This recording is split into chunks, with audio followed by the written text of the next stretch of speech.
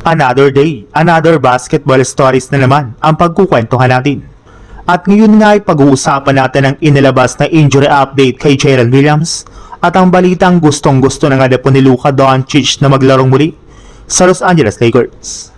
Naging maganda na nga po sana ang performance ni Jalen Williams sa umpisa ng kanilang Game 2 laban sa Phoenix Suns. Ngunit nasira lang naman nga po ito nang mapwersa nga po siyang pumunta sa kanilang locker room at hindi na bumalik pa sa kanilang laban nang magtamo itong muli ng injury. At nangyari nga po iyan sa kalagitnaan ng third quarter nang hindi pumasok ang kanyang ginawang contested layup sa isang fast break. Since bigla na lang naman nga po itong may ininda sa likurang bahagi ng kanyang hita na siyang rason para tuluyan siyang umalis sa kanilang laban.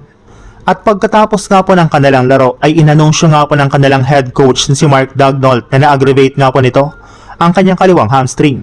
Kaya susubukan nga po nilang suriin ito sa mga susunod na araw para malaman kung mawawala ulit siya sa kanilang lineup ng mas matagal o kung makakapaglaro pa rin ito sa kanilang mga susunod na laban.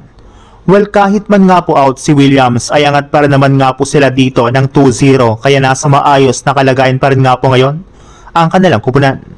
Sa ibang balita naman, ikinumpirma na rin naman nga po ng isang NBA insider na balik ensayo na nga po ang dalawa nilang superstar na sina Austin Reeves at Luka Doncic. Sa parte nga po ni Luka Doncic, hanggang shooting muna nga po ang ginagawa nito sa loob ng kanilang practice facility since hindi pa nga po siya pwedeng gumalaw mula sa kanyang hamstring injury. Pero sa kabila nga po niyan ay mismong si Luka Doncic na rin naman nga po ang nagsabi na gustong-gusto na nga po niyang maglaro muli para sa Los Angeles Lakers. Masyado nga po siyang nagigilty sa kanyang sarili at hindi nga po niya natutulungan ang kanilang kupunan sa kanilang serye laban sa Houston Rockets.